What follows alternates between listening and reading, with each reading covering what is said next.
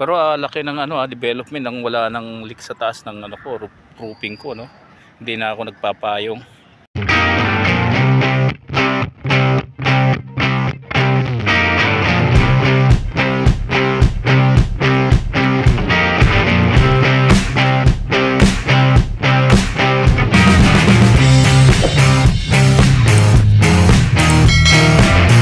Ngayon po ay susubukan po natin itong ito pong rubberized asphalt liquid, no.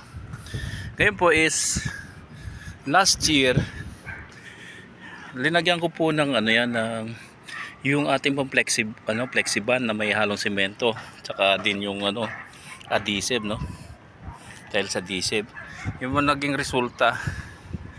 Ito po yung naging resulta. Ito nakakalkal lang po hindi talaga maganda, nakalkal lang. Kumbaga nagtatry lang ako baka okay siya. Yun po naging resulta. Ngayon po pag-aralan ko sa internet, parang matagal ko nang iniisip kung espalto ba. Ngayon po nakakuha ko ng espalto, no. Ito po yung liquid asphalt. Ngayon ang unang-una, gawin uli natin yung dating ginagawa. Inaano po natin, linilinisan muna yung ating paglalagyan para kumapit, no. Kailangan wag basa. Ayan, bubuksan na po natin to. Ito nga pala, kung 1:1, no, yung ating timpla, tubig po. Kung isang basong asphalt, isang baso ding tubig ang gagawin natin. Okay, sige, buksan ko muna, ha. Ito po yung asphalt. Maganda yung kanilang repacking ngayon, hindi gaya nung nakaraan yung lumalabas na po rito sa portion na to kung saan yung takip yung asphalt. So maganda po yung pagkaano nila. In order ko po para po sa dito po sa akin pong sa ating roof. Yan po doon sa portion na yun, malakas po tulo doon, tsaka dito. Dati wala pang asphalt, lakas po ng tulo. Yung flexiban ang linagay ko, wala pala kwenta, natatanggal lang.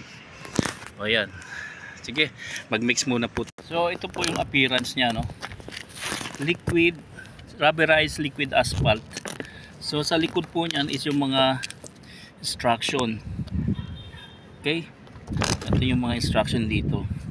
So sundin na lang po natin yan. Ako kasi nabasa ko na, kaya yun, sundin na lang natin. Mga kaibigan, ito po yung 4 liters. So ito na po yung akin pong lagayan po ng 4 liters. Diyan ko po i-mix yung asphalt 4 liters saka yung tubig, no. So buksan na po natin to. So yun na po yung appearance ng asphalt, no. Brown siya. Sali na po natin dito sa ating pong lagayan, no. Gaya na po natin yan. Yan, sinaling ko na po. So guys, ayan na nga, nagsali na po ako. Tubig na po to, kasi andun na po yung 4 liters. So tubig na po yan, ano. So yan po yung ihahalo ko rito, 4 liters din. Kasi 1:1 kaysa magbaso ka pa, tagal. Yan. Yan. Ngayon saka natin hahaluin. Haluin na naman natin. Kuha po tayo ng panghalo, no. Haluin na po natin yan. So 1:1 pa rin ang datingan. Yan, sige po, haluin ko muna po to, no. So guys, nahalo na po natin. Ito na yung resulta. Ngayon po pupunas na po natin. Yan. Yan lang po, pupunas na po natin dyan.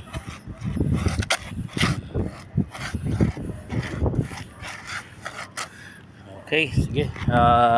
Tapusin ko muna po to. Pero yung pong mga crack inuna ko na para papahira na lang.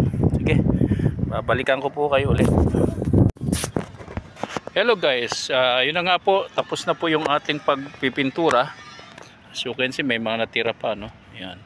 Pero yung mga banda roon, okay na. Na first coating ko na. So ang instruction naman talaga is 2 coat o 3. So ito, tapos ng 3 coat, magastos nga naman. Kapag may pera na, ito first coat pa lang yan. Yung mga possible na nalalagyan ng tubig, dinoble ko na para hindi na mag-leak pa. So ayan, pagkatapos ng 2 coat o 3 coat, ilalagyan naman natin ng rubberize. Kasi ang instruction is kailangan protektahan ng silbi o kaya yung yung pintura na na pinturahan siya na pang flooring. Yan po yung instruction. Pero gagawin ko diyan, rubberize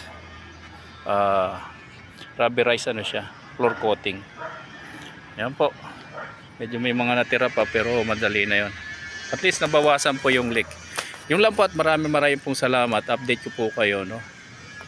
Pero laki ng development nang wala nang leak sa taas ng roofing ko, no. Hindi na ako nagpapayong.